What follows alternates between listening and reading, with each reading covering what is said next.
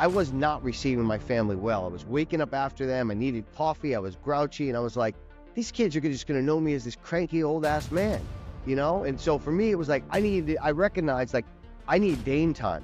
I'm not having Dane time. I need Dane time to start the day. And that routine needs to set the pace for the rest of the day so that by the time my kids get up and my wife comes down, it's not, hey, what's up? You know, it's, hey, good morning. I'm ready for you. My vibration is there. I've got my workout done. I had Dane time. I put the right things in my head. I had a good meal that's fueled better thoughts for me. You know, I got a couple of victories already before they even wake up. So I need that every day. Hell yeah.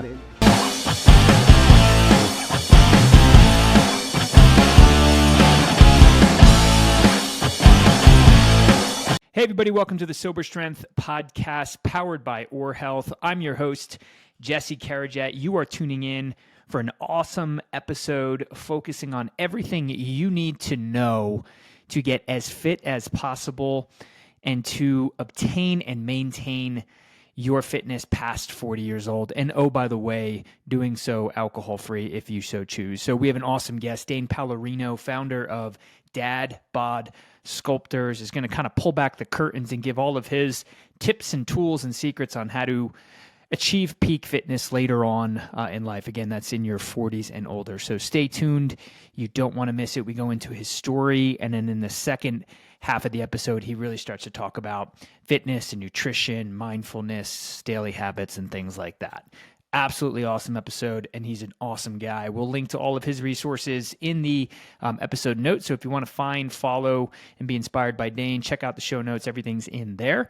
A couple quick points before we jump into the episode. Want to encourage everybody to check out the Ultimate Fitness community. That's where we have a tribe of like-minded individuals, all just really, seeking to live their best life. And there's fitness tips in there. There's forums, meetups. You can chat directly. We actually host weekly gatherings where we talk about all things fitness. So that's a free community. You can also link to that in the show notes as well as on our website.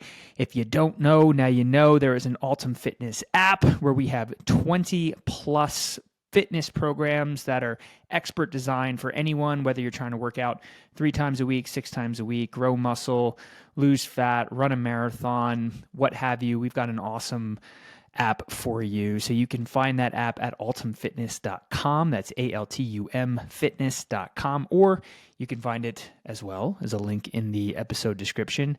Definitely want to encourage you to look at that app. So those are the tools that we have for you. So pumped to bring Dane Palarino to the Sober Strength podcast. Let's go deep.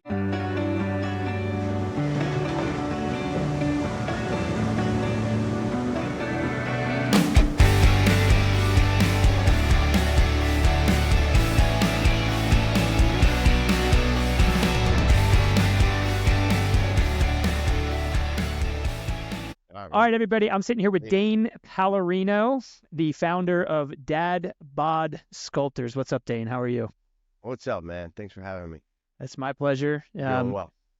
We were chatting offline a little bit, and I wouldn't say I was warning Dane, but I was telling him that I really like to go deep around fatherhood, being a husband, and balancing all those things. So in this episode, you can expect us to go there. But Dane, let's get started, man. So these are my I would define you as, just from getting to know your presence online, fitness coach, content creator.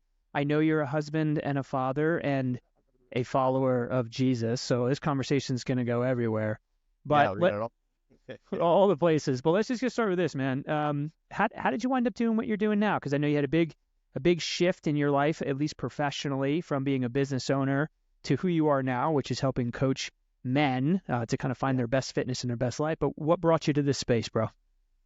Yeah, so the online coaching business now, which is Dad Bod Sculptors, prior to that, I've been running a headhunting firm for fast-growing technology companies the last 10 years, since 2010, and up until the point where I kind of started putting health and fitness a priority in my life, which was around 2020.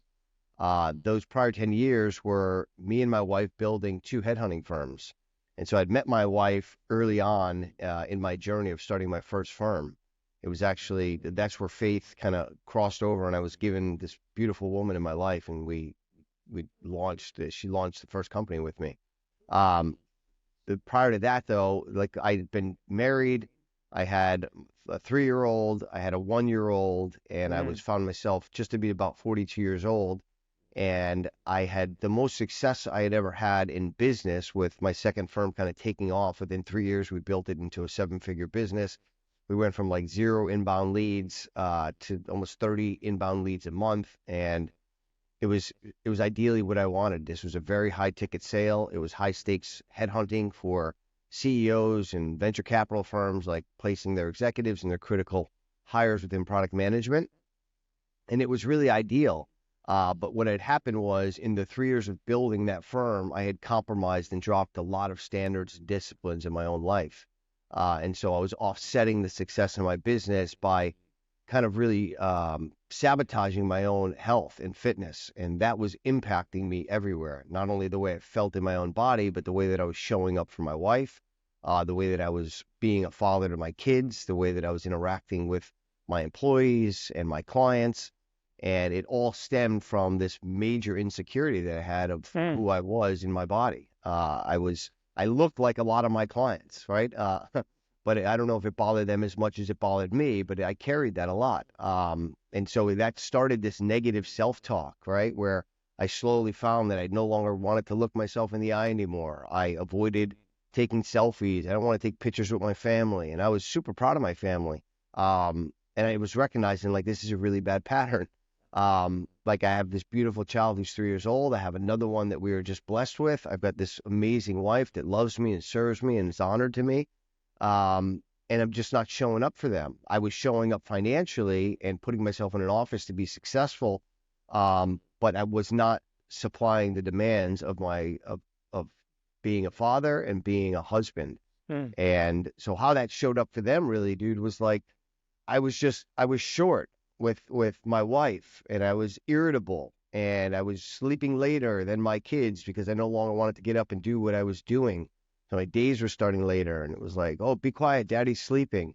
Mm. And so I just lost my way in my own body, so to speak. And so it was just about work now. And so then later on, I'd work and I'd finish, and then it was like, okay, let's eat some bad food and have some drink. And I was smoking weed, and I just was creating this environment where I needed to escape. Mm. And it didn't seem right, but I was living that, and it was almost kind of just monotonous Groundhog's Day. Yeah. So that led me to a place, man, around 2020, where I kind of knew things had to change. The negative self-talk was really bad. I would, and when it comes down to marriage, it was really there. I didn't feel like desiring my wife because I didn't feel comfortable in my own skin. And so how I was seeing that was I wasn't being desired, but it was really, I was just putting out terrible energy towards her, even though that she was committed to me. And so that led to more insecurities and more anger and more lashing out. And I knew this isn't her, this is me. I had to really start having those conversations with, there's nothing she can do to fix me. Like, I have to fix me. And so Yeah. I didn't know how to do it. I get emotional about it because it was a really tough time, but I didn't know how to do it. So I just remembered these times in my life because I always had health and fitness. I always trained. I was always active, even at this time when I was out of shape and my body was, I like to say, like a pear. I was training 5, 6 days a week, believe it or not. I was doing group fitness classes, Orange Theory. I was burning 1,000 calories, and I just was eating those all back at night. I was fasting throughout the day. But I knew it's not changing my body, and I don't feel good in the body. So everything else is the root of this problem needs to get fixed. And so I decided that I was going to start looking into getting back into health and getting back into shape. And so that required me to kind of figure out, like, all right, well, I've done all these other things like keto and the calisthenics and the group fitness classes, like, but I remembered back in college, like, one of my roommates taught me about, like, eating right and changing body composition and lifting weights. And so I was like, I would remember being so happy because I had this system of habits. Like, I was very regimented in my meals, and I ate them every 4 hours. And it felt like I was showing up for myself every day. And I remembered, like, that version of myself. So I went back to, like, excuse me for swearing, but I was like literally what I said in my head. I was like, that's it. It's chicken and rice, motherfucker. That's all it is. Like, I'm going back to that place. And then I remember, like, well, chicken and rice is like bodybuilder style. And then I was like, well, bodybuilders are the best in the world at changing body composition. Like, let me get into that. And I started studying the bodybuilders and started like every night, like I was watching these YouTube videos, like what are they eating? What are they training? How are they running their days? How are they? And I found peace in that. It was like, that gives me regimen. Like I can start that tomorrow and start feeling better. Like every 4 hours, I can say like I had a W because I had a meal. And that was how the journey really started for me, which was just trying to get habits in place that were completely different than what the ones that I had, Right. to get my life on track and not put it all on my wife, because that's where it Yeah. was going. She was the only person that saw this, because I wasn't communicating this to friends and I wasn't telling her I was insecure. It was just showing up in other ways. Yeah. Let Uh, me ask you this. If you can go, um, kind of revisit in your head and your heart when the business was taking off, and it sounds like you had a 3-year-old and a 1-year-old yeah. at the time. What was it going on, or what was happening kind of internally that made that season particularly challenging, which then led you not only to kind of let go of and deteriorate physically, but what you said earlier was emotionally as well. Like, can we just kind of linger there for a second? What did it feel like every day when you were balancing being a husband and a father to two very, let's just call it what it is, needy children at that age? I mean, they are Yeah. all hands on deck, right? But then also balancing your ambition. And I'm assuming, and it is an assumption on my part, but like, it's exciting when your business is taking off and it's lucrative and you're providing financially. Yeah. But what was it about that season that you think kind of led you down an unhealthy path? See, my wife is such an amazing woman. She is a doer. So she did, I can't even remember changing a diaper. She Mm, dealt with that. I never got woken up in the middle of the night. She dealt with that. Like she loved being a mom. And maybe it was this point of like not feeling needed because my kids weren't as needy to me as they were for her. mm, And so her neediness, their neediness was all on her. So it was always mommy, mommy, mommy. So I didn't feel like initially, like, wow, it's amazing to be a dad. It was amazing to be a dad, but I also felt like I wasn't needed as much as she was. And so it made me feel more isolated. mm. And so in the isolation was when I started to create this distance in this space from the family, because it was like, well, they need her because she has the breast milk and she's mommy, and she needs them because they're needy, and she was handling it all, and she wasn't like, babe, you got to get it. Because I coach guys, and some of these guys, like, they're on their own journey, and it's like, wife's waking them up at like 2 o'clock, like, you got to do it. And I'm like, damn, I never had that. My Right. wife literally took care of that business. But the downside of that was I never felt needed.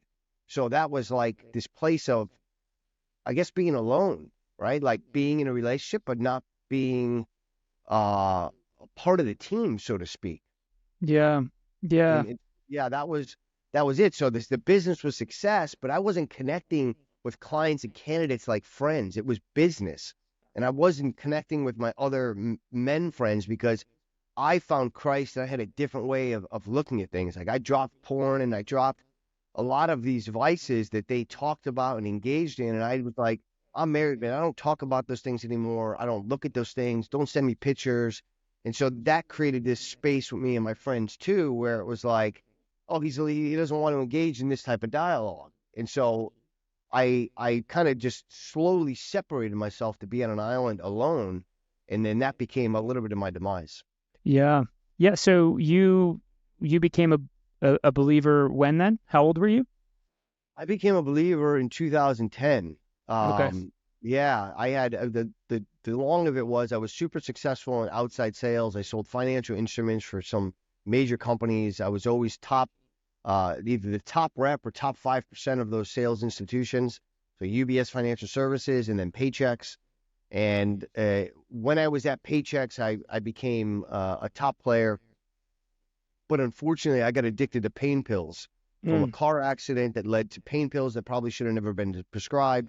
Those pain pills were fueled with alcohol plus money, and it just became in South Florida. It became this whirlwind of a really fast-paced life, and so that led to me actually getting fired from that job as a top performer because I went intoxicated on the job from a long night out after many warnings. And that led me to be completely unemployed in this place of, I have nothing now. Everything I worked for is gone. And so I was kind of unemployable because I had this story of like, well, I can't call my last employer. So I remember when I was there, one of the other top reps was always like, dude, you have more talent in your fingertips than I have my whole body. Like, don't blow it. And yeah, it was tough because he gave me a Bible. And it like sat on my desk forever. It's right over here and it's got my name on it. And he was like, you need to know Jesus. And I was like, yeah, I got you. Like I grew up Catholic, but when I hit those times, I still partied for 6 months because I had money, and I still kept taking the elevator down. And that's where the addiction part of me came in, right? It was like I didn't have anything, so I dove deeper into this kind of addiction and partying and in the darker side of life. And then finally, in that point in my life, I said, enough is enough. Like, I got to get myself straight. And I said, I'm going to make one commitment, and that's going to go to this church every Sunday. So that meant I had to make better decisions Friday and Saturday. And this is how I met my wife's story.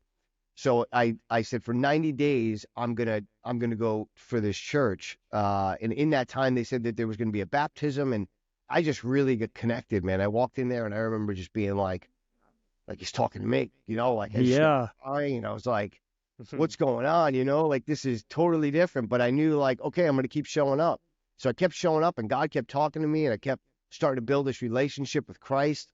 And I said, all right, I'm going to give myself to Christ. And it was 10/9 was the date of the baptism. Okay.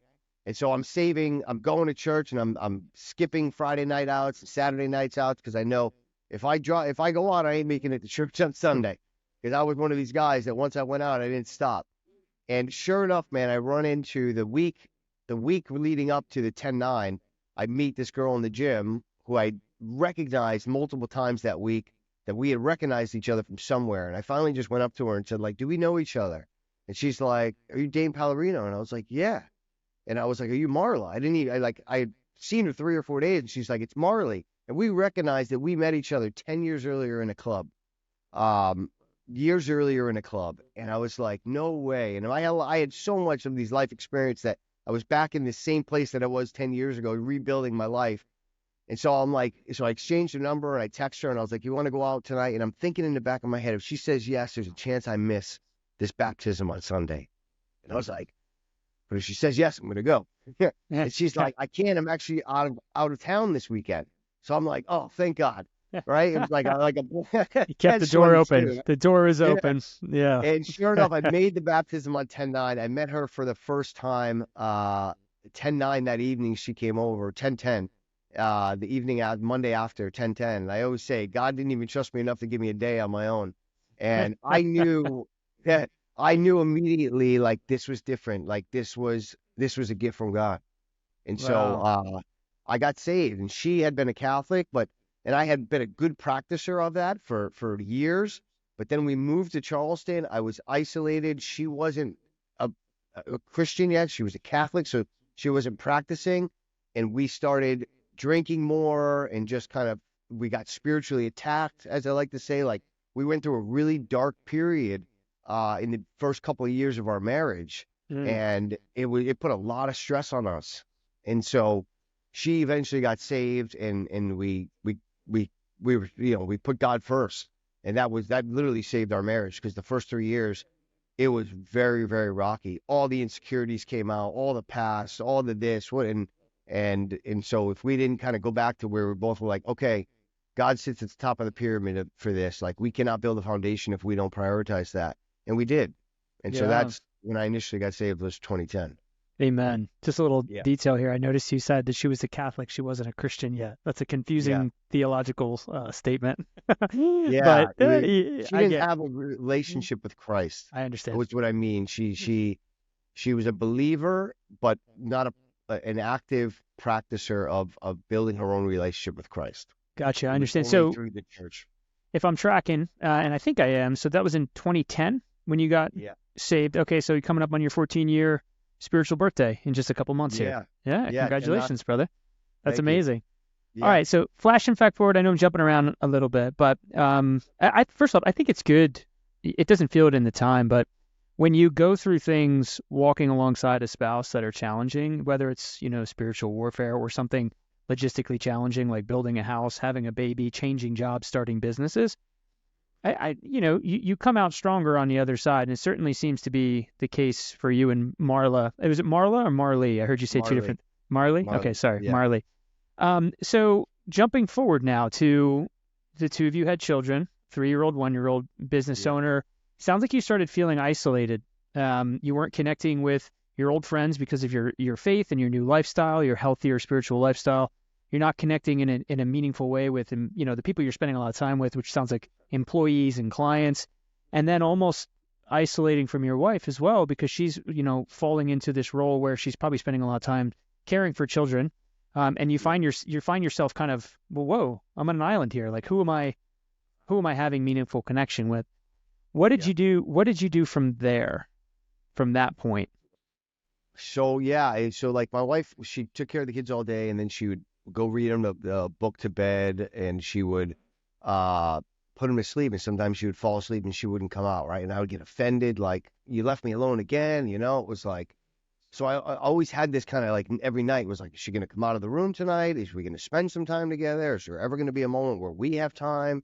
But that was kind of this place. So literally it was like, I recognized she's not going to fix me. Like we had these years of turbulence early on. We recognized where Christ was, and I was just kind of aware. And it was like, nobody's going to fix you, Dane. Like you gotta get to this place. So for me, it was like fixing myself. And so I would spend these evenings watching YouTube videos on things that I could implement the next day. Like, what were these people doing? And so I started to recognize that there were habits that I needed to change and micro habits, right? So it was like, instead of sleeping in, get up early. Once you get up early, like feed your mind before your mind takes over the day, right? With negative thoughts, or sort of feeding it positive stuff. And then, the training piece, like instead of doing that any random time, do that first. Like raise your vibration, get yourself going. And then, from there, like you have a chance that you're going to be angry 3 hours later, set yourself up with a meal plan that you have to follow. And that within those every 3 or 4 hours, you can say, I got something to focus on. I got a goal. Okay, I achieved that goal this hour. So I set up these little micro guardrails to allow me to not allow my thoughts to take control. And so the more I became less dependent on her validation and her time and attention, the more I realized I'm building myself back up, right? And now in the evening, I had woken up early. I had read positive things. I had hit 4 or 5 meals in a row, right? I started staying away from alcohol.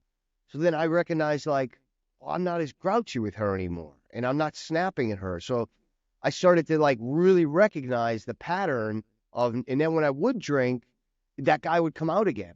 And I'm like, I was like, damn it, here we go again. Like, here I am trying to create a better version, but I still have a habit from the old version.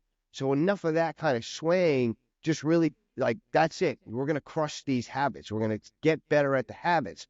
We're not going to worry about the body. We're not going to worry about the outcome. We're going to worry about the activity. And so I started to really just become heavily reliant on controlling the controllable. Yeah, and there you go. That was my activity. And the more I did that, literally, like I went from the caveman of like insecure to like, I would stand taller. I would grab my wife's hand in public. I would take the lead on things. I would go and take time from my kids versus like, why aren't they playing with me?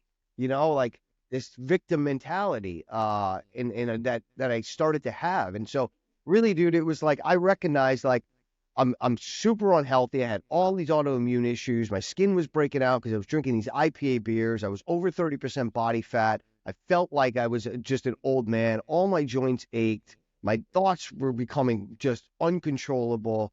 And I wasn't having this intimate relationship with the one person that I committed my life to. Yeah. So you have to change, like, because this doesn't scale well. Your son's 6 now, the other one's 3. Who are you for them? Your son's 10 now, the other one's 7. Who are you for them?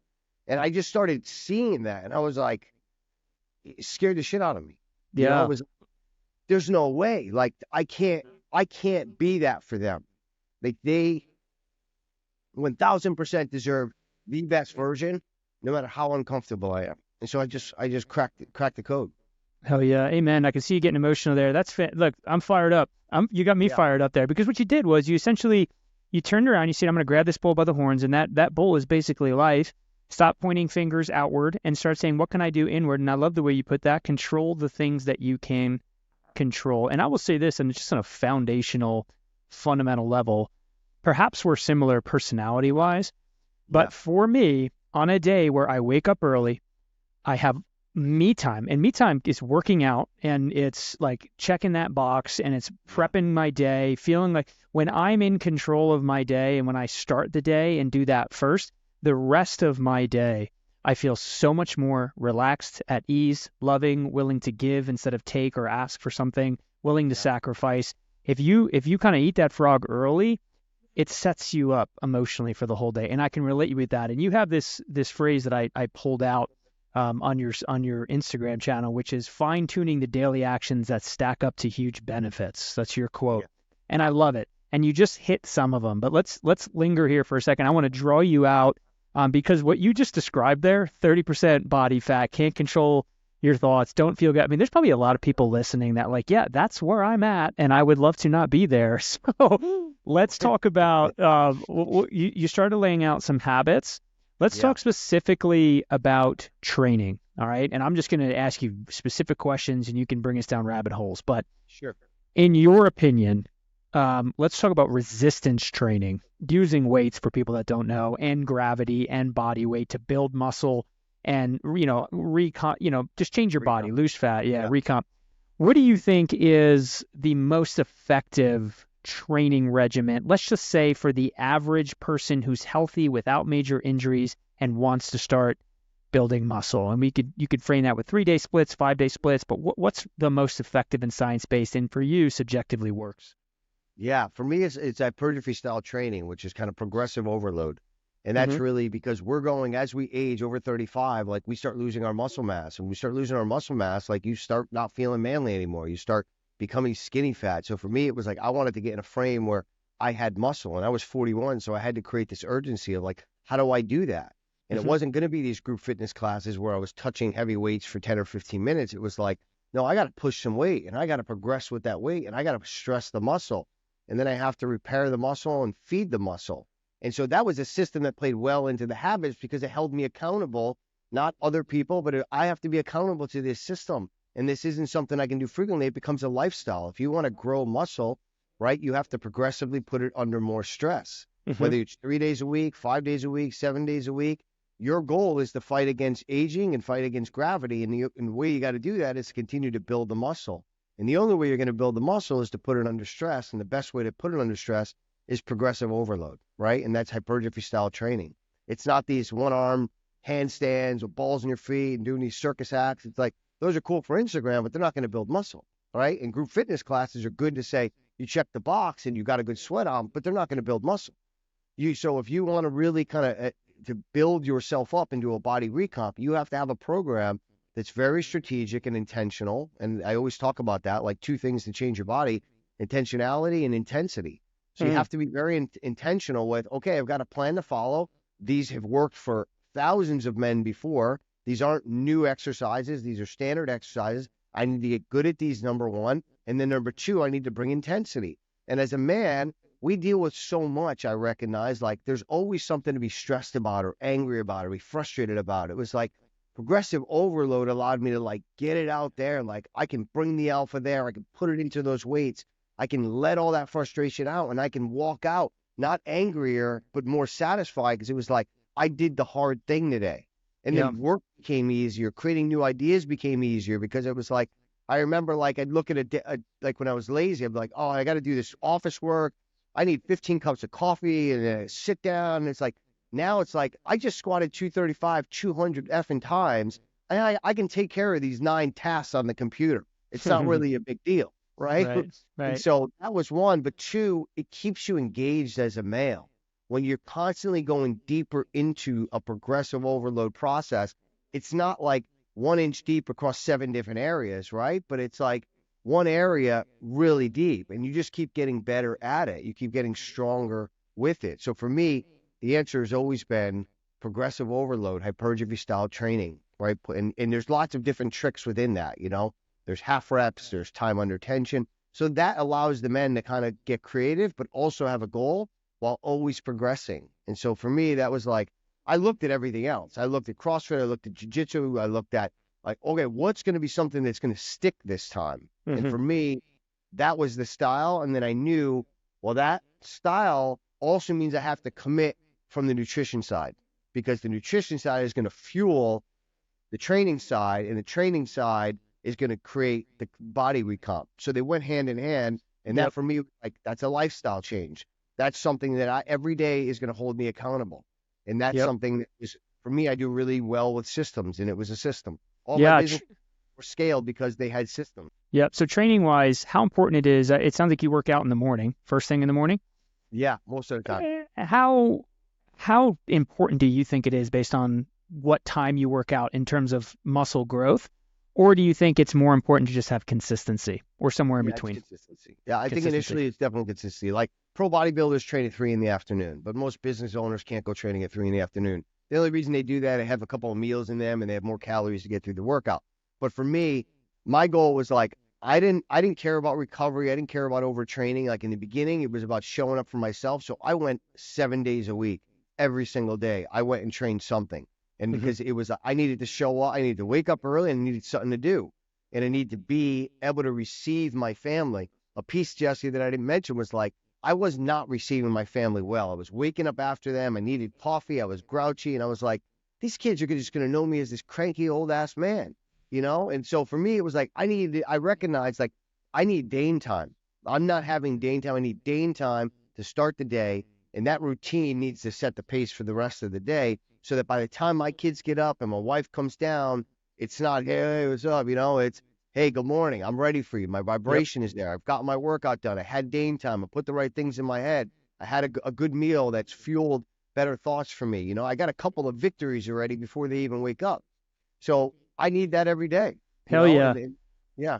What's better, man? What is better than when you wake up as planned, you hit your workout as planned and maybe even exceed your expectations, you get back, you take care of you shower up, then you're down there and you're cooking breakfast, you're greeting everybody in your good mood, you help everyone get out the door. Like that's, to me, that's two monstrous wins. You showed up for yourself and your fitness, and then you showed up for your family. That's a good day. That's a good day, man. Nothing better. Especially if you do that on a Saturday, you know, when they're not going to school and you're up and it's like, I'm here on a Saturday. I remember being like still drinking at this hour. Yeah. You know, I remember like just being deep in addiction at points and being in a club at 7 a.m. when I was in Miami. I'm like, oh, I'm training. Like there's just this immediate like release of endorphins and serotonin. It's like, I'm showing up for me, you know? Yeah. And it's true. Like you have to put the mask over you to be able to save anybody else. Like so many dads come to me and I'm like, how'd you get here, man? What hard? It's like, my kid's in doing this. My wife's doing this. I'm putting them through that. It's like, you've given them all that, but you're not their hero. You know what I mean? You're just a slave for them. Yeah. Check, and they're going to remember, oh, my dad was a hard worker. But it's like, are you leading them? And you're not leading them when you're playing that role. So it's like, I felt like I have super high standards. I always have in my life. Like, if I'm going to do something, I'm going to do it to the best of my ability. Even when I partied, it was like, I'm going to be the best partier, you know? And I'm going to be the last one to leave this mother effer. So I believe in like when you're going to do something, do it the right way. And so for me, like when I had the kids and I had my wife and I want them to have standards, it was like, I got no leverage unless I have them in my own life. And so I get emotional now because my kids are 8 and 5. And it's because now they see this version of me, you know, it's like I have all the ability to not teach them because habits aren't taught, they're caught. That's a big belief of mine. And I recognize that with both of my kids. I could teach them a bull in the face. They just will not listen. But the moment I started doing these things, they became so much more curious and interested in my life. Yeah, hell yeah. I was just listening. I just watched a video. I'm a Dallas Cowboys fan. Don't judge me.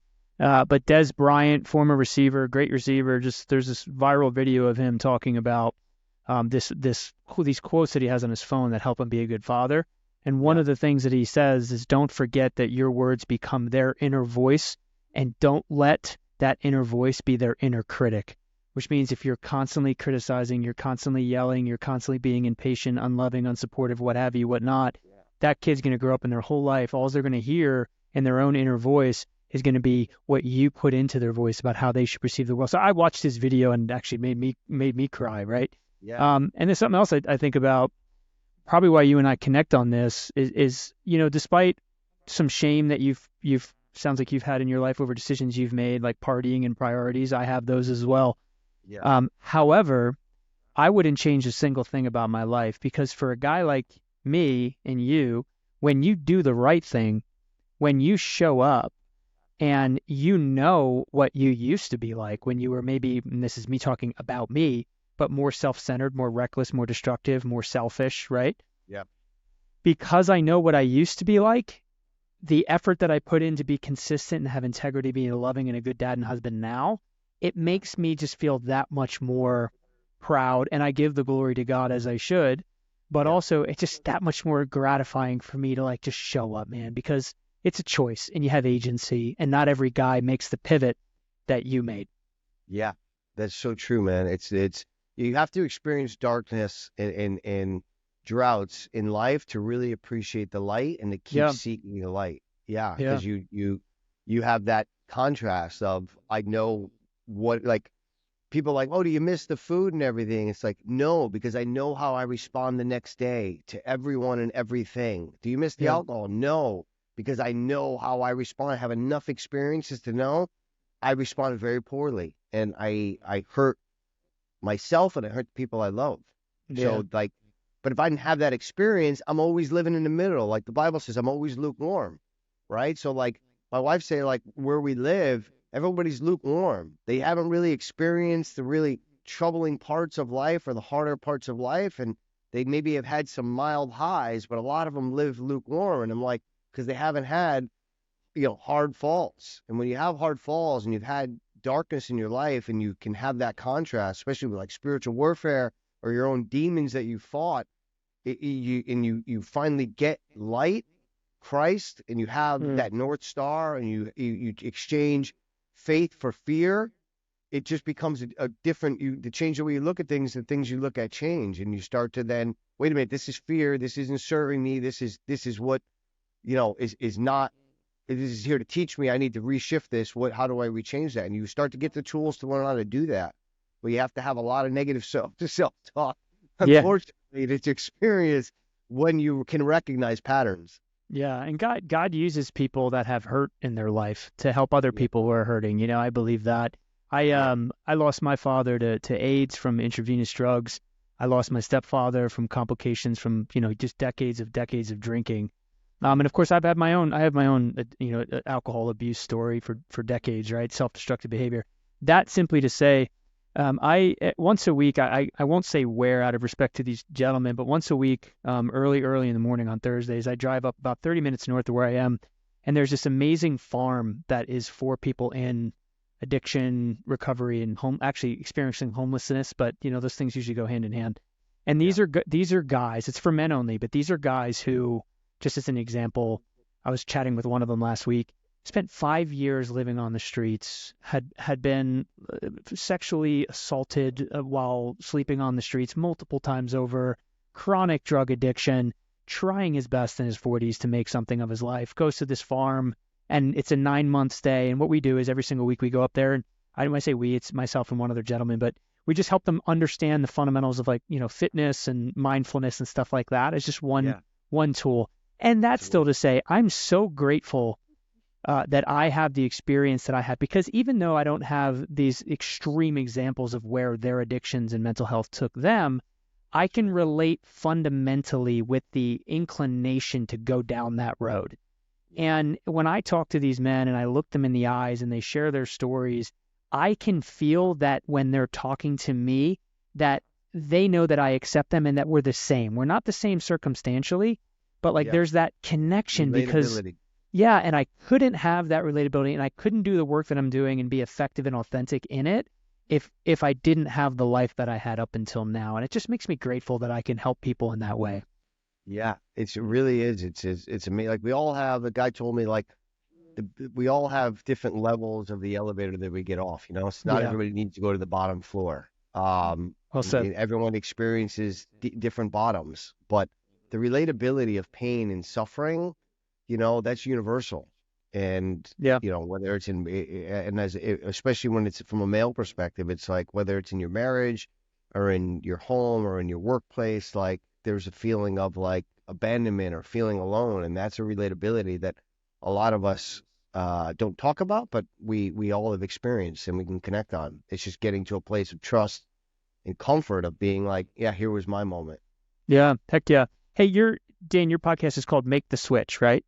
Flip the switch. Flip the switch. Okay. Flip the switch. We'll link to that later, but here's a segue for you. I'm going to flip the switch, pull us up, and go right back to fitness on you. So I told you we were going to jump around, right? But because you started moving towards nutrition, and I'm going to get back to blocking and tackling on how people can, change their body and how they feel about themselves. So just one or maybe two more questions on fitness, right? Give us between a 3, a 4, and a 5-day split for someone who maybe doesn't have all the time in the world, just wants to get an effective workout that has progressive overload, damage those muscles, grow back stronger, all that. What is like a good split, would you say? Would you go with a 4-day split, a 3? If somebody's trying to lose body fat, most of our guys are trying to lose body fat and build muscle. So I always say you don't know where their conditioning is and what level, and we never want to get somebody injured because that stops the journey. So it's always about being risk averse and being smart about it. So I'm always teaching guys, don't go in there and try to do 3, 4 rep, 1 rep max. This is not the time to be doing that, right? We're looking to get comfortable with a weight that we can move comfortably, and we want to do it each exercise a couple of times so that we know, okay, this is the weight that I can move 8 to 12 times for legs, for arms, for whatever, right? And so the way that we have found the best success is really a 3-day split, like a push-pull legs, and you rotate every other day, and in between that you include cardio for them so that they're moving every day, 6 days a week, and they have a rest day. So one day they're pushing, the next day they're cardio, the next day they're pulling, the next day they're cardio, the next day they're doing legs, the next day they're doing cardio. So you can get over a 6-day period. Every day you're moving and you're sweating and you're activating. Now, depending on if you're at a gym or at home, the weights and the exercises will vary, but that's a great platform to start on. That builds momentum, that builds consistency. They're going to chop away at some of that fat. They're going to get the body moving. They're going to strengthen their ligaments and their joints, and then they're going to be able to progress from there. I like it. So push-pull legs is a great way. And then sometimes you'll add in a 4th day of, hey, where's a weak spot? Oh, okay, we want to work on our arms. Okay, let's add another day in here and let's make Saturday your arm day, right? I would say push-pull legs is a great place for guys to start. And then also incorporating not long runs, extensive HIIT training cardio, but low intensity cardio. Okay. What's your back to the push-pull leg? So let's just say it's Monday, Wednesday, Friday, your lifting days. In between days, Tuesday, Thursday, Saturday are your cardio days. On the lifting days, are you saying week 1, we'll call it push, pull, legs, but then repeat that the second week, or do you change the order? Repeat it. Okay. Yeah, like you don't want to be changing programs because it takes 2 weeks for them to get used to the exercise and the weight. And so now they're used to the exercise and the weight. You go changing it up, they have to start that whole process over again. So you really want weeks 3 and 4 where they know, okay, this is the weight I'm comfortable with. This is where I start to feel like the weight's heavy, so I can progress from here. Now my form's a little bit better. Now we got a chance of actually activating and contracting the muscle properly. So 3, 4, and beyond is when we really start making the progress. The first 2 weeks are still figuring out the gym and the routine and the downset, how their body's responding. Everyone's different, but that's a good average to use. Like they're still working their way around. Yep. Usually weeks 3 and 4, now they're like, okay, now I know that this is my incline, and then I go to my shoulder raises. And last time I did the 25, so now I'm going to start there and try to go to the 30s. So that muscle memory starts to kick in, and then they start to really progress. Because at our age, it's not about the weight. It's really about engagement, how much time under tension you have, and how much blood you're sending to the muscle. I'm always teaching guys about that. Typical workout, let's just take that, like say push day, about 60 minutes, 75 minutes. What do you think? No, we try to get the guys in and out within 50 minutes on the exercise, and then we'll add cardio. Okay. Push-pull legs, 3-day split. Progressive overload is king. Cardio-wise, you were starting to say, like low-intensity, steady-state cardio. Any modality specifically? Do you put them on a treadmill? Do you advise against jogging? Stairmaster. We love Stairmaster. They call it the Stair Beast for a reason. It's going to bring out those inner demons and start to awaken the hero. Yeah. And it's actually it's difficult, but it's really fantastic for conditioning. You're going to find out where you are physically when you hit a Stairmaster Yeah. after a workout. Yeah. Do you do heart rate training, or do you just go by based on difficulty, perceived exertion? Yeah, no, a lot of our guys, we hook them up and we get whoops. So we have a Yep. whole team. A lot of our guys are on whoop. Yeah. So we have a team. So we track it, and I can also monitor and coach them from their output. Like Okay. Friday's session, I could see a lot of guys were like, "Oh, I think I'm plateauing," and so I went and looked at the whoop data, and I was like, "Dude, you have a 6 strain. You're not plateauing. Not You're working not hard bringing enough. intensity. You're not pushing hard enough." Let's Yeah. talk about where you're at. And so now there's a coachable moment to just isolate, this is the issue. Or, hey, I think I'm plateaued. Well, your sleep is 30%, right? We don't build muscle or burn fat when we're awake. It happens when we sleep. Let's look at that nighttime protocol. What time we going to bed? What time we shutting the screen down, right? What's happening in the middle of the night? How are we eating sugar? So you can really isolate. That's why I love data so much now. When you partner that with a good routine, every week we meet with our guys. Every Friday they do a check-in. So every week we're calibrating, right? Was it a Yep. compliance issue, or was it a nutrition or training issue or recovery issue? And so we make these minor tweaks every week. Love it. Dane, did Yeah. you ever drink alcohol while wearing a whoop? Yeah, that whoop actually made me give up alcohol. I was gonna say. That was for sure. Yeah, I wasn't a big drinker because I started to recognize I wasn't really a good drinker anymore, and I didn't enjoy it, but I did it socially, and I did it to maybe connect with my wife because she enjoys wine. Mm-hmm. And so I was drinking more for like, okay, maybe this will bring us closer and we'll connect. It's thought that would have been the way. And unfortunately, I would see my recovery, and I'm like, I would go back to like so many times, like I had to climb 100 stairs yesterday. I pushed for 60 minutes, all that weight. And then I recognized the moment I put that alcohol in my body, it stopped building muscle, it stopped burning fat, and I slept like crap. And now I have a terrible next day. And a couple of times of those, and it was like, It's yeah, we're trash. done. Yeah, Yeah. we're done. Yeah. That'll happen. Last question on the fitness side of things. So you've got most of your guys, it sounds like early on, doing 3 days of low intensity, steady state cardio. How long each time? I mean, the keys to the kingdom here, I don't know. It really depends on where the person comes in. But we try to at least start them out with 20 minutes. Guys that are more advanced, we'll go up to 45 minutes, and then we'll calibrate at the end of the week, see how well they recovered, how much weight they lost, how many calories they're burning. So it really varies from, let's say, the smallest side I'll ask for is kind of 20 minutes and initially 45 minutes. Got it. Tracking. Okay. And then I lied to you. One more question. Do you ever prescribe high intensity training? If so, how many times a week, bringing your heart rate up to like zone 5 type training? Yeah, when guys start to hit a plateau where they're deep into the training, we'll then include it. In the beginning, we don't do it because risk of injury. They're now moving weights that they weren't moving. They're training more frequently. Now, if the guy goes sprinting on a treadmill, who knows? He could pull an Achilles or blow a knee or something like that. So we stay away from that stuff in the beginning. But later on in the journey, when I know, okay, the conditioning is there, they've been doing X, Y, and Z, we're now at a place where we can incorporate some high intensity training. And so we'll strategically add it into certain plans. Got it. And, maybe on the front end of a cardio session or on the back end of a cardio session, depending on the client. Example would be, hey, the first 10 minutes, I want you on this machine. I want you performing HIIT-like style and very prescriptive, right? Heart rate in between here, level between here, 30 seconds on, 15 seconds off, whatever. And then I want you to switch over to this machine and go X, Y, and Z. So we literally are very, very prescriptive with what they need to be doing, how long they need to be doing it, and at what level they need to do it. Got it. Okay. Nutrition. 80% of fitness is built in the kitchen. What say you? You agree? Yeah. Everything. Yeah. Everything. Yeah. What is your, man, I know there's so many different ways to skin that cat.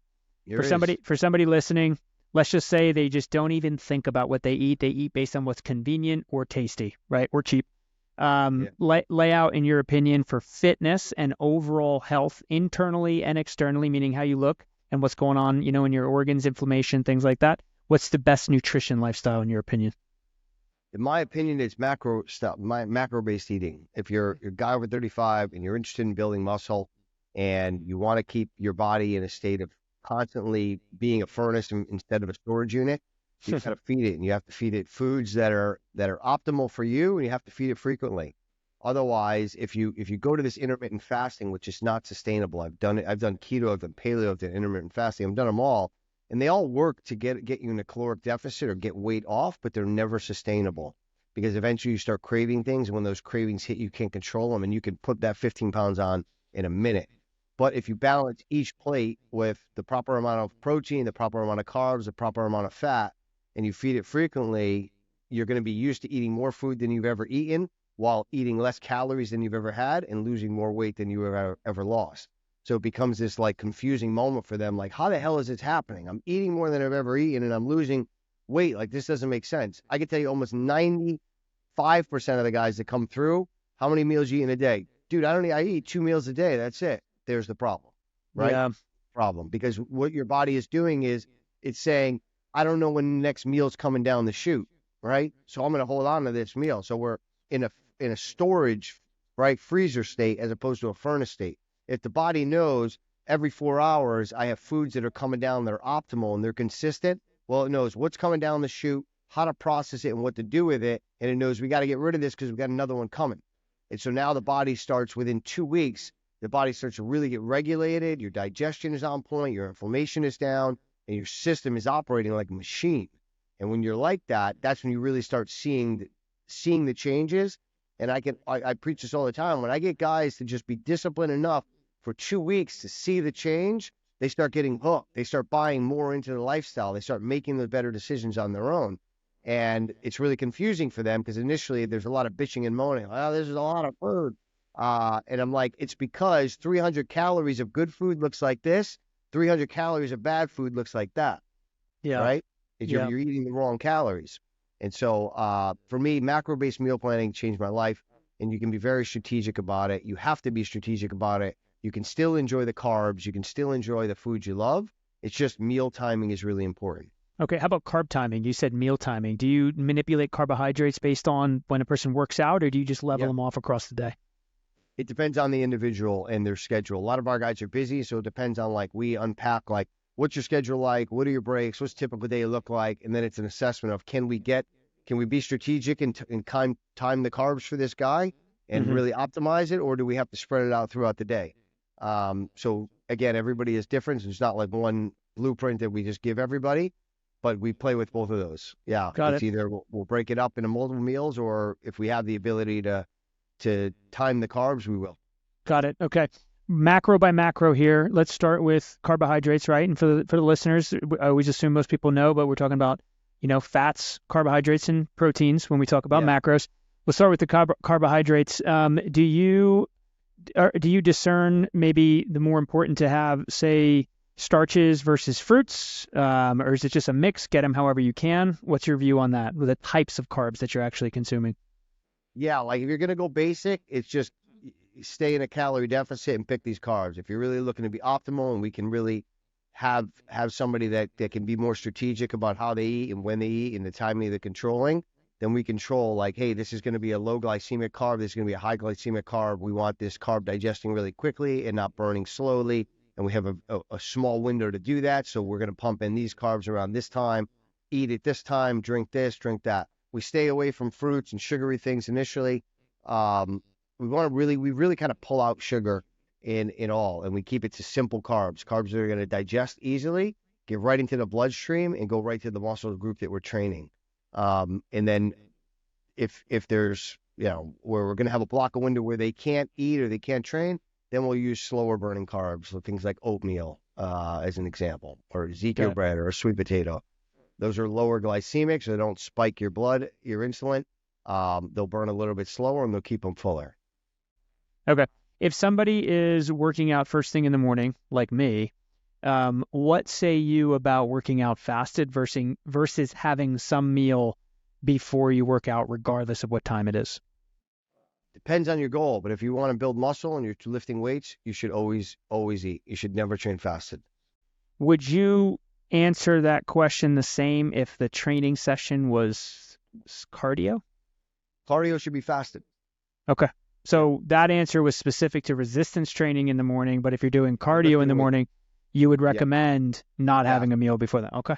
Yeah. Okay. Always. Yeah, we do fasted cardio and we do fueled training sessions always. I like it. And you answered Yeah, earlier about the timing of training early on, consistency and just getting in there matters most. So it doesn't matter when you're training with weights, just get in there and do your lifts. that's right. Yeah, Right. you're gonna grow and change your body just by getting in there. Okay. Fats, this might be a quick question answer here, but what's the ideal sources of fats that you'd recommend for people? For me, it's like extra virgin olive oil, it's avocado, sometimes it's nut butter, depending on how people respond to it. But almond butter is a safe one if you can handle peanut butter. It is an inflammatory one, but some people don't have a reaction to it, so we'll include it at certain times. Macadamia nut oil is one of my favorites as well. It's Okay. like got this nutty taste to it. But those are in MCT oil. Those are going to be fats that are super optimal. They're going to not cause inflammation, and they're going to Hmm. digest really quickly for you. Yeah, heart health too, I would imagine, some of the Yeah. ones you named there. Okay, and then proteins. What do you think the best sources of protein are? And maybe a specific question, are you a red meat guy? Yeah, for sure. Yeah, I eat ground beef, so lean ground beef for me, it's like 96.4 or 93.7 is optimal, in my opinion. Then ground turkey, 99% fat free, is really one of my favorites. You can do whitefish, you can do shrimp, you can do mahi if you like seafood, and then chicken. Those are some of my favorites. Good old chicken. We have some vegetarians, so firm tofu is one of the optimal ones for that side. And so we're over an hour, because and honestly, I could talk to you for probably 10 more of these hours, but I Awesome. do want to get to, just kind of like overarching advice that you would give someone, because we just went very specific, and I hope everyone finds this very valuable on fitness, nutrition, mindfulness, life, faith, all those things. But what are just some kind of like overarching advice that you would give somebody if you're sitting across from them? Kind of pull back the curtains for us. If you're meeting with a man for maybe the first meeting, and you're going to say, all right, man, here's what I want you to focus on for these next couple weeks. What would that conversation sound like from you? Well, a lot of it is tell me about your day. Like when does it start? When does it end? Like what are your eating habits, right? What are you putting in your body? And so understanding that allows me to kind of have some context, and then I direct from there. But it always goes back to, hey, what if we were to shift that nighttime workout to a morning workout, right? And what if we were to instead of being up at 11 or 12 o'clock checking our phone and handling business, but we set a protocol in place to where we started to unwind from 8 or 9 o'clock, and we shut that phone down. How would you wake up the next day? How would you be able to have the right energy to show up for a workout, right? Then how would you also be able to prepare for the next meal? So it goes back to getting them to incorporating these 5 daily habits into their life. And we shift guys all the time. And when that happens, it's like, I can't believe it. And so I know the power of belief there is just like ingrained in my DNA, because I know what it does for people. And why that's important is because as a man, we wear so much stress. We have so many different hats, and we don't have a whole lot of people to tell the story to. Like when we succeed and we make money, we can't tell anybody, right? Because there becomes Hmm. envy, there becomes jealousy, they take shots. Sometimes it's like, oh, well, I need money. So, Yeah. Yeah. subjected to lending money.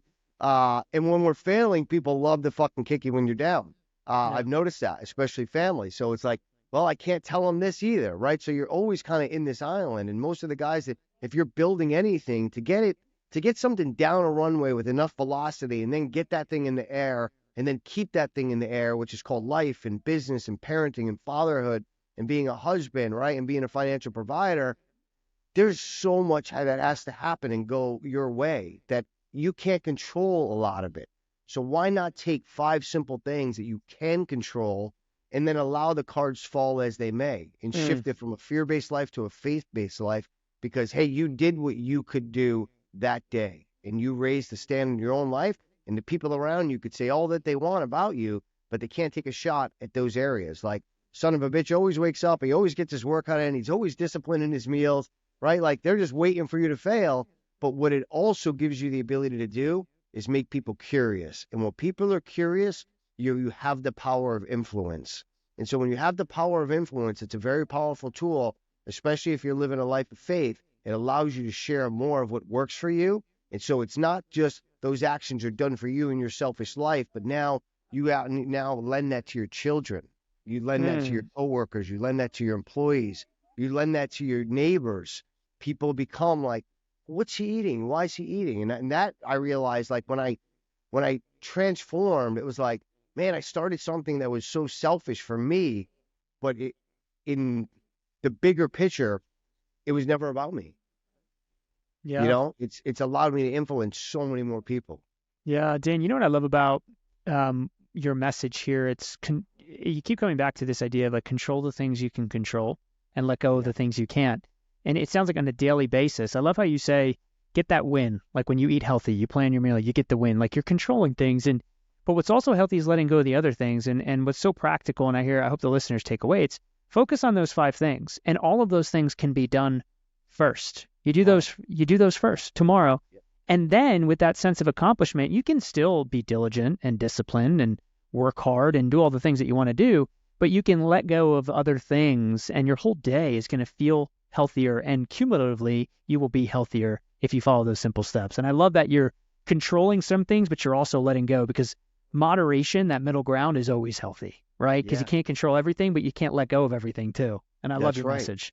Yeah. And you mentioned something at the beginning, like 2 points from that, like, what I love is like you can like I teach like eat food, like change your perspective around flavor to fuel. Like if you look at food as fuel, okay, this is gonna fuel the next 4-hour block of my life. And if you're a man and a provider and you have a job, the fuel, I got the fuel I need, now let me go execute. Come up for air, fuel I need, now let me go execute. Come up for air, family time, let me be present where my feet are, right? Come up for air, let me be present. So it gives you these 3 to 4 hour blocks where you can dive deep and be where your feet are, come up for air, feed yourself. Hey, I took care of me, back into the grind, right? That is like this loop that I always played for myself. It's a rhythm. Yeah, it's a rhythm of life. And you just become, okay, now it's family time. Be where my feet are, right? Now it's time for family. From 6 o'clock to 8 o'clock, we do family time. This is what we do, right? And I'm not thinking about work because I had those blocks. And then I also put more intentionality in those blocks because I know I have 2 3-hour blocks today to get work done. So this is the time to get that work done. So guys' production goes through the roof. Like I started this whole business that I run, Dad Bod Sculptors, right? From a place of like complete depression and just disconnection to now like connecting with hundreds of guys on a daily basis. And it's only because I just became very intentional. And when I was there, I was present. And that is like, I think guys do really well with systems and blueprints, right? And so it's not an overly complicated blueprint to run your life, no matter what business or how you lead your life. It's a very simple blueprint, and you can control those things. Hell yeah. Well said. You said it 3 times. I'm going to say it 3 more. Be where your feet are. Be where your feet are. One more time. Be where your feet are. Man, I freaking love that. That's probably the best single quote I've heard in almost a year of doing this podcast. Be where your feet are, man. That's fantastic, because I know exactly what you mean, because there are times when you are in a room physically, but you're not in the room mentally.